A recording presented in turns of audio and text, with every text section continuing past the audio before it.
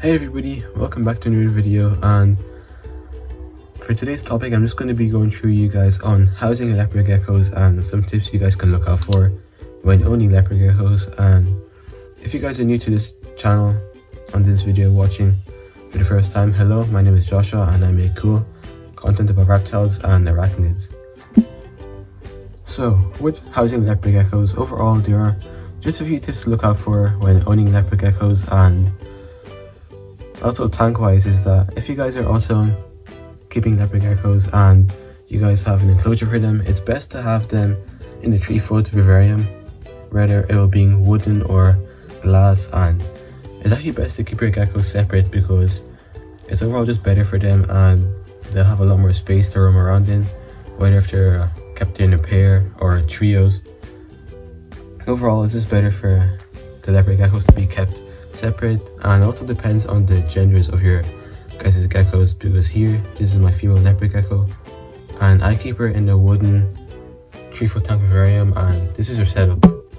It's overall pretty simple. There's a substrate, a hydrometer, there's a worm hide right there with a fake plant on top of it, there's also a bulb but I don't really use it, water dish, another hide, and my feeding dish. And she has a lot of space in her enclosure, she likes to roam around a lot. And I also have a male, but the male is also in a separate enclosure, and the male is often bigger than females. And if you're guys to have a pair and you guys keep your geckos together, things that you guys need to look out for would be that your male could actually try to breed with your female constantly,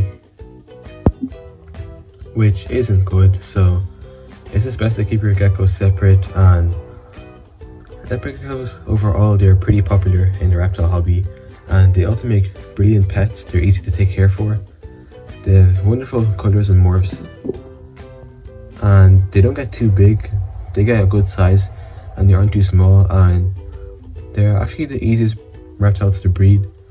And also a cool fact about them is that leopard geckos are also called fat-tailed geckos.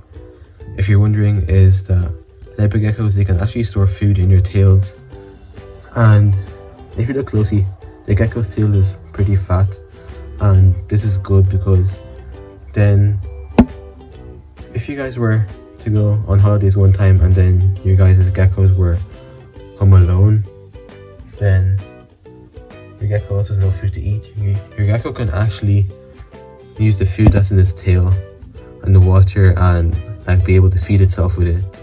So overall these geckos have pretty cool features about them. And also things to look out for.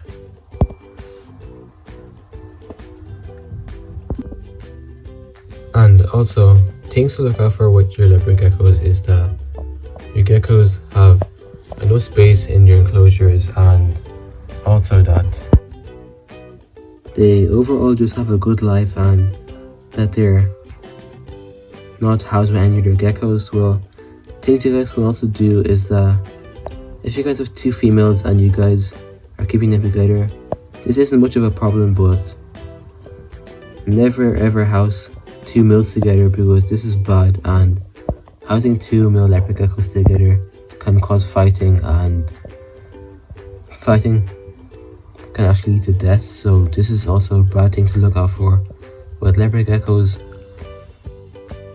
So overall, in my experience, I just found out that handling them makes them tamer, and overall they will feel more interactive.